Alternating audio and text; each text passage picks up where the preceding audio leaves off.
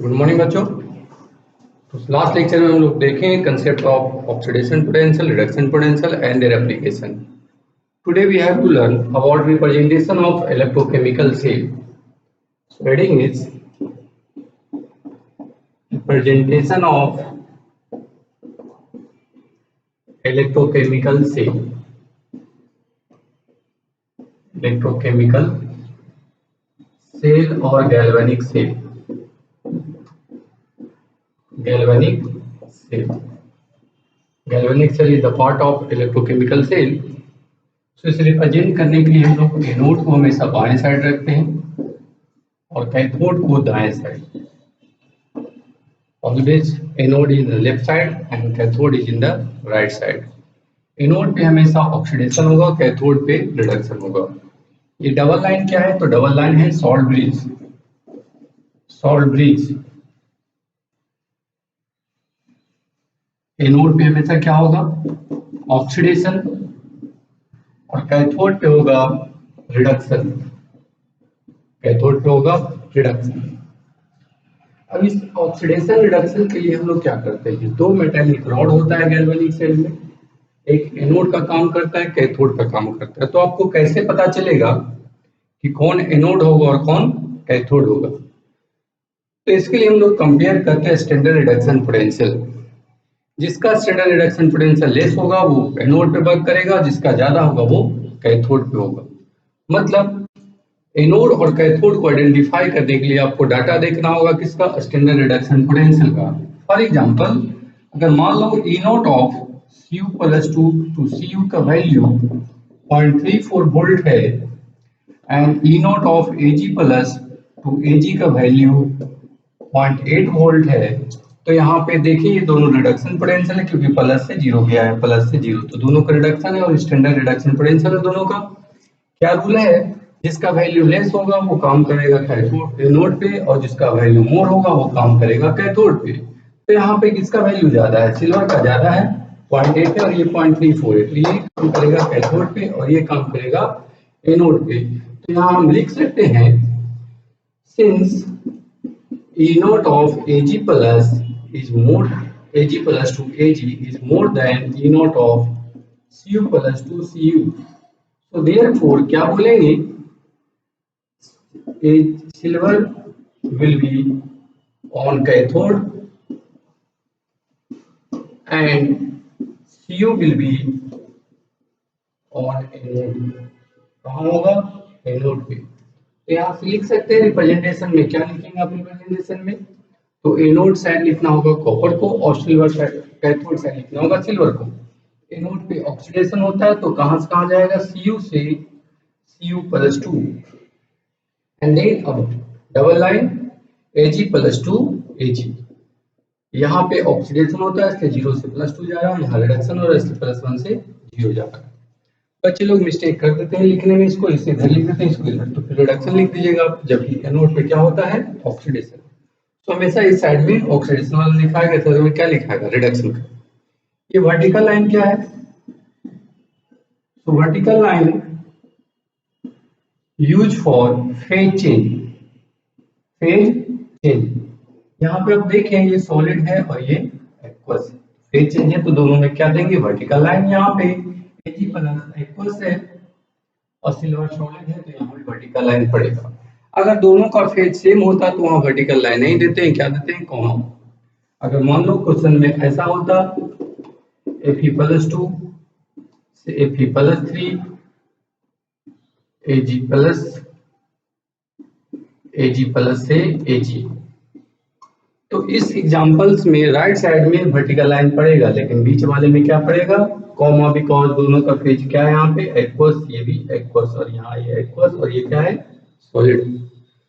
तो बहुत ध्यान रखना होता है हम लोग को कि अगर फेज सेम होगा तो कॉमा देंगे, अगर फेज अलग अलग होगा तो क्या देंगे? वर्टिकल लाइन देंगे।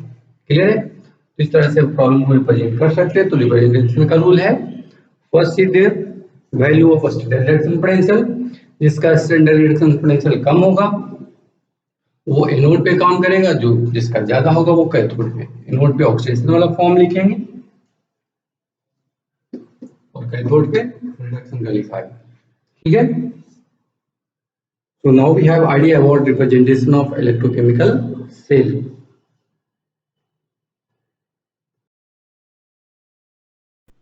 तो अब हम लोग पढ़ेंगे construction of electrochemical cell. Construction, जब हम इलेक्ट्रोकेमिकल सेल को बनाते हैं तो क्या क्या कंसेप्ट को ध्यान में रखें ताकि मेरा सेल प्रॉपरली वर्क करे। सेल वर्क करेगा तभी आपको आउटपुट मिलेगा, नहीं तो नहीं मिलेगा।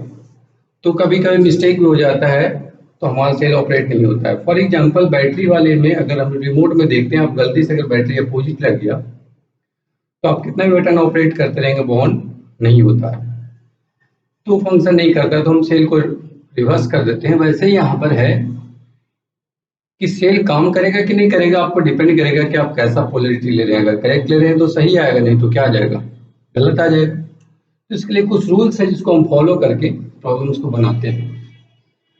तो now we have to learn construction of electrochemical cell. Electrochemical cell और गैल्वेनिक सेल, क्योंकि इलेक्ट्रोकेमिकल सेल में इलेक्ट्रोलाइटिक सेल भी आता है, तो अभी जो हम पढ़ रहे हैं वो किसके लिए, गैल्वेनिक सेल के लिए। तो इसमें कुछ रूल्स हैं। Rule number 1, first of all compare value of standard reduction potential. Standard reduction potential of given electrode. क्या करेंगे, स्टैंडर्ड रिडक्शन पोटेंशियल को हम क्या करेंगे, कंपेयर करेंगे। जिसका वैल्यू ज्यादा होगा वो कैथोड पे काम करेगा, जिसका वैल्यू कम होगा वो एनोड पे काम करेगा। तो क्या रूल है, विथ हायर वैल्यू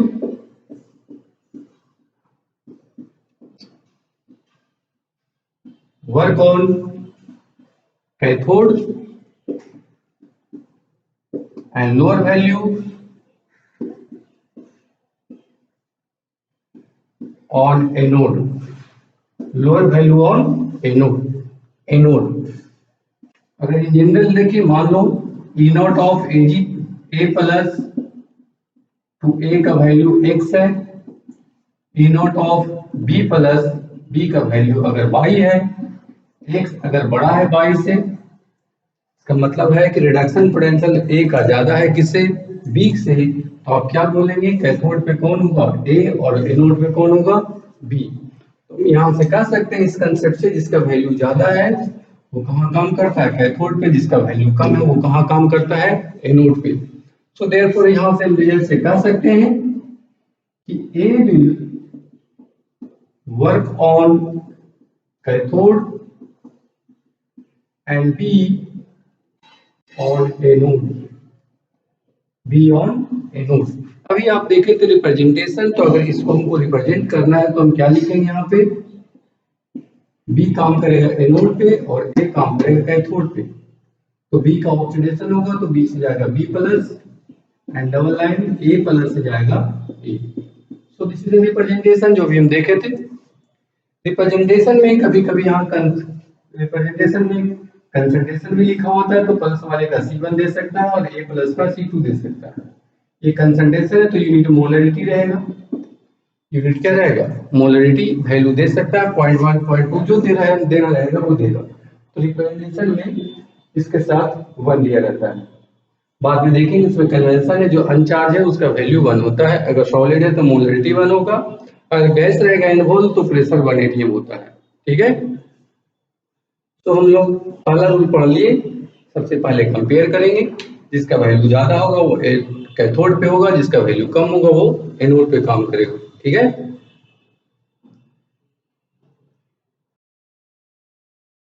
तो एग्जांपल 2 मान लीजिए E नॉट AU प्लस से 3 से AU का वैल्यू है 1.14 volt and E not AG plus AG का वैल्यू है 0.8 वोल्ट। तो यहाँ से कौन काम करेगा कैथोड पे, कौन काम करेगा एनोड पे। तो यहाँ से देख सकते हैं आप रिडक्शन पोटेंशियल गोल्ड का 1.14 वोल्ट है और सिल्वर का 0.8 वोल्ट है, तो ये वैल्यू लेस है, ये वैल्यू मोर है। तो ये काम करेगा एनोड पे, यानी ऑक्सीडेशन होगा इसका, और ये काम करेगा कैथोड, मीन्स क्या होगा इसका, रिडक्शन होगा। Why rule number 1। ठीक है, तो रूल नंबर 2 क्या कहता है, right oxidation of reaction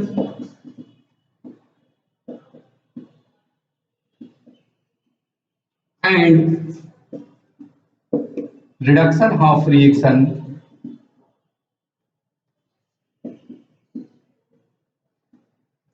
at anode and cathode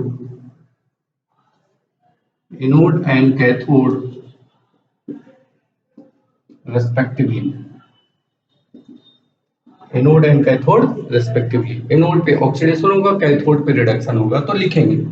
लेकिन होगा तो आप किसका कराएंगे, ऑक्सीडेशन और किसका रिडक्शन, तो इसके लिए तो पहला रूल से पता चल जाता है, जिसका वैल्यू कम है उसका ऑक्सीडेशन होगा, जिसका वैल्यू ज्यादा है वो रिडक्शन होगा। यानी हमको ऑक्सीडेशन किसका लिखना होगा, सिल्वर का, और रिडक्शन किसका लिखना होगा, गोल्ड का। तो यहाँ पे जब लिखेंगे एनोड, किसके बारे में लिखेंगे,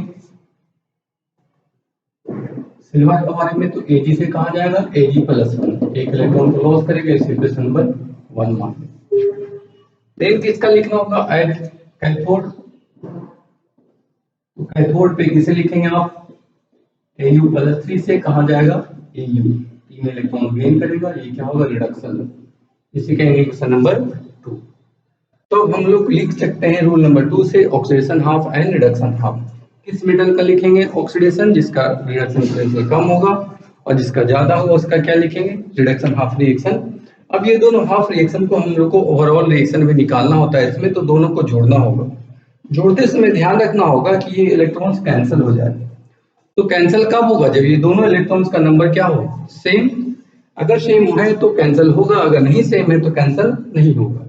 तो नहीं सेम है, मुझे कैंसिल करना है, तो क्या करेंगे, ऐसे नंबर से मल्टीप्लाई करेंगे ताकि वो नंबर क्या हो जाए, सेम। तो यहाँ 1 है, यहाँ 3 है, तो क्या करें कि दोनों सेम हो जाए। तो अगर इसमें हम 3 से मल्टीप्लाई कर दें इसमें 1 से, तो ये 3 हो जाएगा, और ये 3 का 3 रह जाएगा, ये कैंसिल हो जाएगा। अगर बराबर होता तो डायरेक्ट जोड़ देते, अनइक्वल है तो इक्वेट करेंगे by multiplying some suitable number.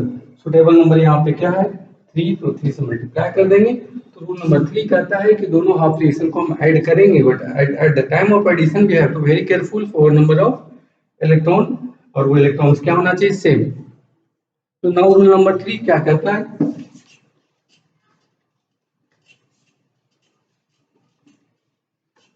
Rule 3, add both half reaction, दोनों हाफ रिएक्शन को क्या करेंगे, ऐड करेंगे। ऐड करते समय ध्यान रखना है कि इलेक्ट्रॉन्स क्या होना चाहिए, सेम, ताकि कैंसिल हो जाए। तो नहीं है तो उसको मल्टीप्लाई करेंगे, add both half reaction such that number of electron we cancel out, number of electron क्या हो जाए, कैंसिल हो जाए।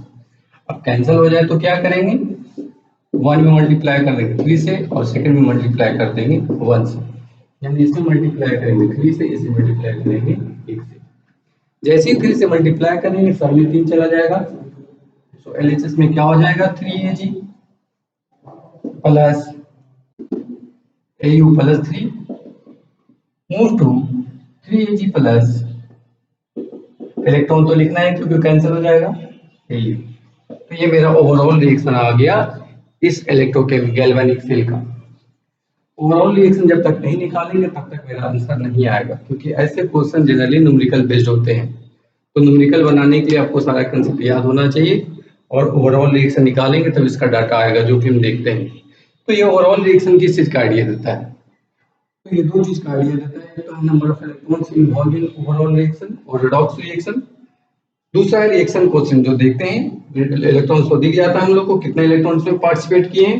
तो ये नहीं कि 1 और 3 बोलेंगे, एडिशन के समय कितने दोनों में इलेक्ट्रॉन हो चुके थे, 3। तो पूछेंगे इसमें कितने इलेक्ट्रॉन्स इन्वॉल्व हुए हैं, तो बोलेंगे 3 इन्वॉल्व हुए हैं। दूसरा हम लोग पढ़ेंगे इसकी मदद से रिएक्शन क्वेश्चन जो देखते हैं, ठीक है। तो सबसे पहला आइडिया किसका रहता है, number of electrons involve in this redox reaction.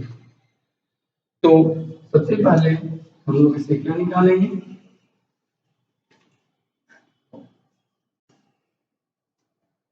This redox reaction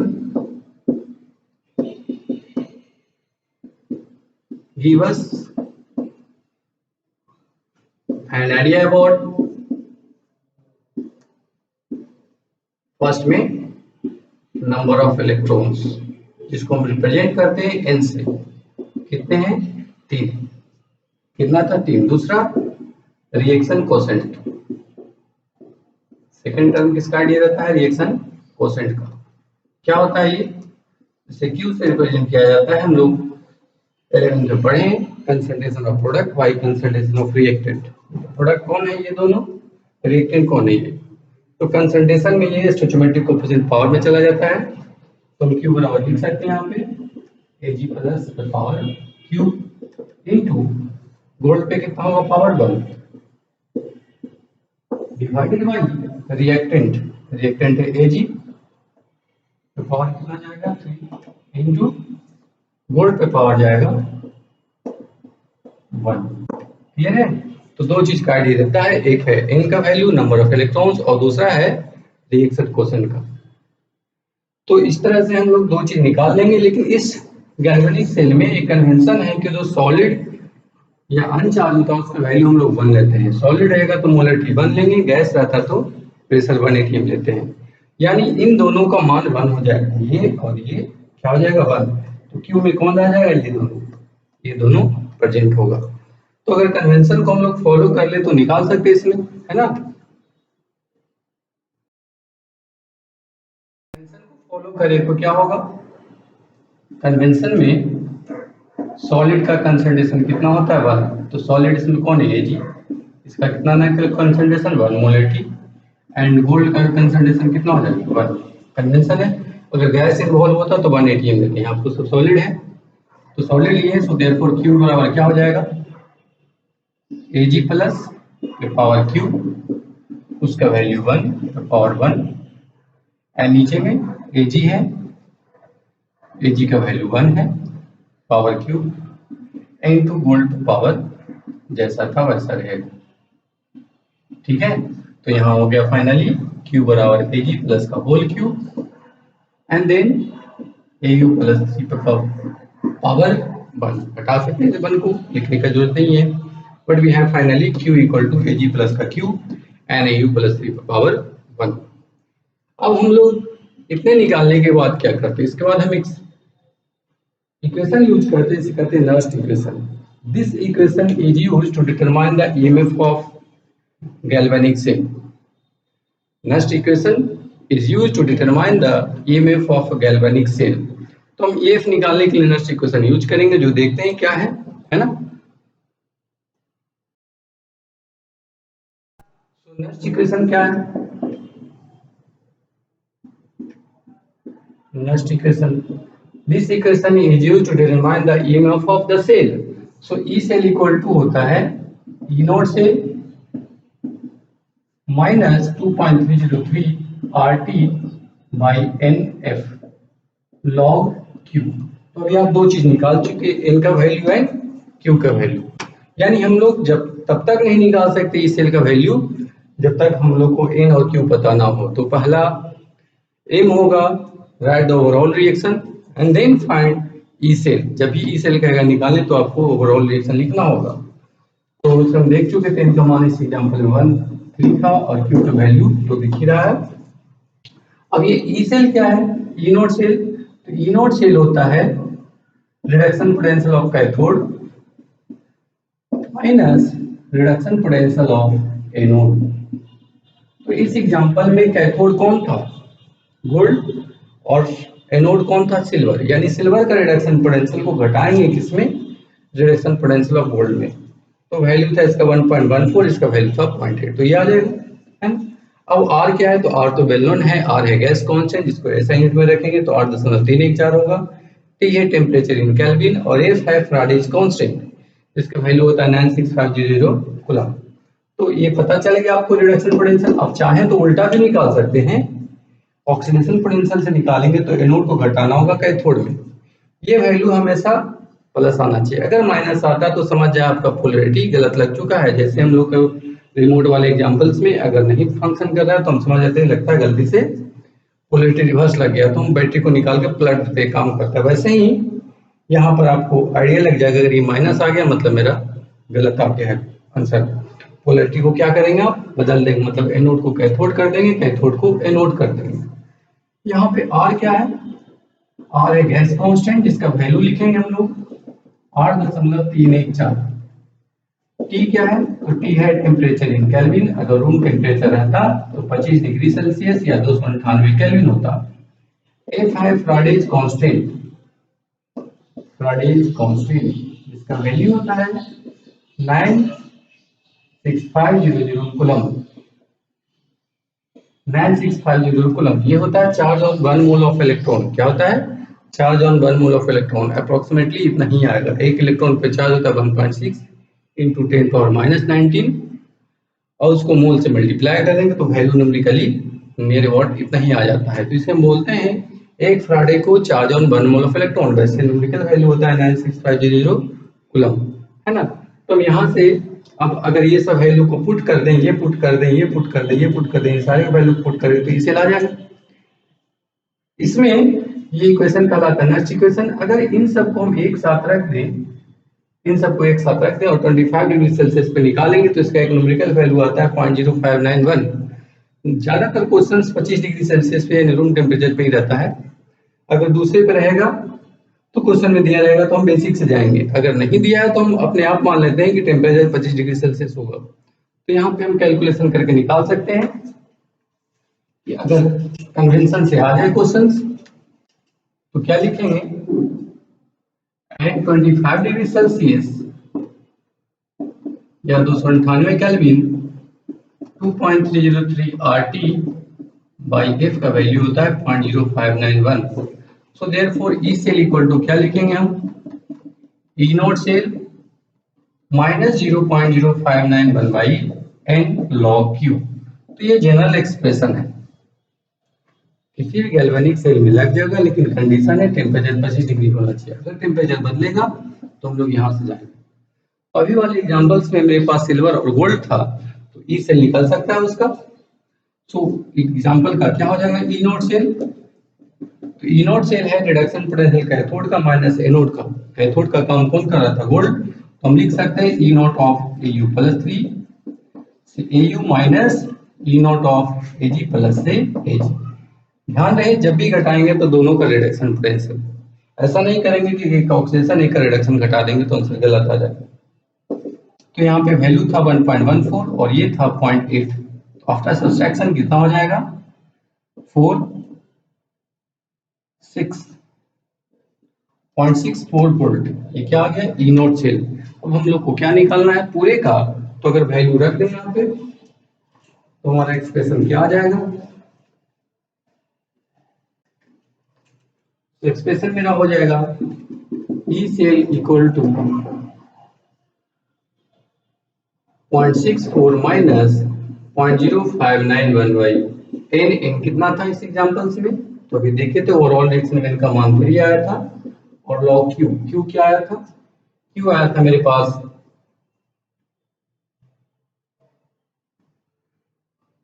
AG plus whole Q and divided by A U plus 3।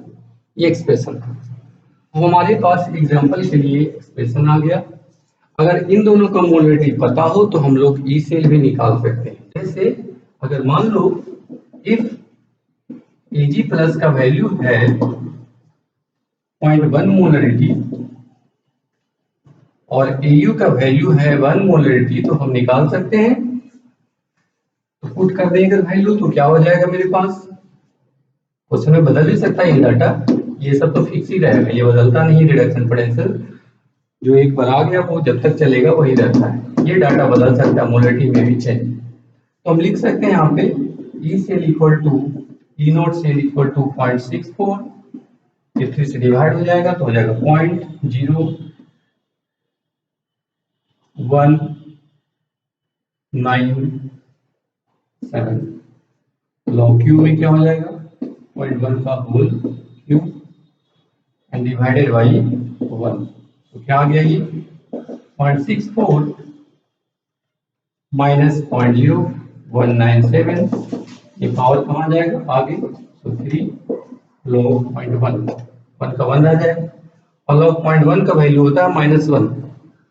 तो यहाँ से लिख सकते हैं आप 0.64 माइनस 0.0197 इंटू 3 इंटू -1, क्योंकि log 0.1 का वैल्यू कितना होता है -1।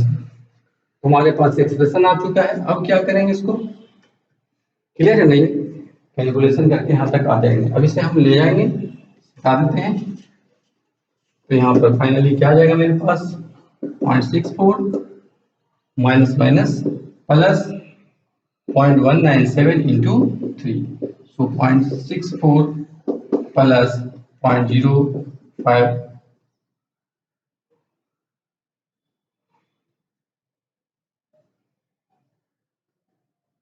0.0197 था, 0.0197 3 से मल्टीप्लाई होगा तो ये वही वैल्यू आ जाएगा, क्योंकि 3 से डिवाइड किए थे। तो 0.591 0.0591 ऐड कर देंगे तो 1 9, यहाँ से ऐड होगा 4 5 9 एंड 6 0 6, यानी कितना आ गया आंसर 0.6991 वोल्ट। तो ये आ गया E cell of galvanic cell, जिसमें सिल्वर काम कर रहा था एनोड का और गोल्ड काम कर रहा था कैथोड का, विथ कंडीशंस सिल्वर का मोलेटी 0.1 है, इसका 1 मोलेटी है। इस तरीके से हम गैल्वेनिक सेल का प्रॉब्लम बना सकते हैं। When we have data for standard reduction potential of given electrodes and their concentration, अगर ये दोनों पता है तो हम आसानी से इसको सॉल्व कर सकते हैं। So number of problem we can solve by this concept. हम उसको और आगे भी देखेंगे प्रॉब्लम से, आप प्रैक्टिस करेंगे, जितना ज़्यादा प्रैक्टिस करिएगा उतना ही परफेक्टनेस आएगा और हम प्रॉब्लम सही बनाएंगे। अभी आप रिवीजन पे ज़्यादा फोकस करें। अब तो 1 मंथ नियरली और बढ़ेगा ही बढ़ेगा, लॉकडाउन में अब इसका कोई सॉल्यूशन है नहीं, तो आप समय बर्बाद नहीं करें, प्रैक्टिस करिए, जितना ज़्यादा प्रैक्टिस करेंगे उतना ही फायदा होगा। जो प्रॉब्लम्स रहते हैं उसको पूछिए, और आपके यूट्यूब चैनल पे मेरा फेसबुक का भी अकाउंट है, लिंक है, उस पर जाएंगे, जो भी डाउट होगा उससे पूछिएगा, हम उस पर क्वेश्चन भी डालेंगे, आंसर भी डालेंगे, जितना हो सकता है। अगर ज़्यादा टफ क्वेश्चन होगा तो फिर वीडियो बना कर भी डाल देंगे, तो आप पूछिएगा, पूछने से ही जैसा ना करें। जो भी हो आप पर्सनली कॉल भी कर सकते हैं हमको, हम उसका रिप्लाई करेंगे, ठीक है। तो कोशिश करिए कि ज़्यादा से ज़्यादा रिविजन करें, मोर और मोर प्रैक्टिस करें, शॉर्ट का रिविजन जरूर करें। समय बर्बाद करेंगे तो फिर आपको परेशानी आ जाएगा। अभी बहुत खराब समय चल रहा है पूरी दुनिया का, उस प्रॉब्लम को हम लोग भी फेस कर रहे हैं, तो प्रॉब्लम में सर्वाइव करें, इसके लिए आप लगे रहें, जितना ज़्यादा मेहनत करेंगे उतना ही अच्छा रहेगा। क्लियर है, मिलते हैं नेक्स्ट क्लास में।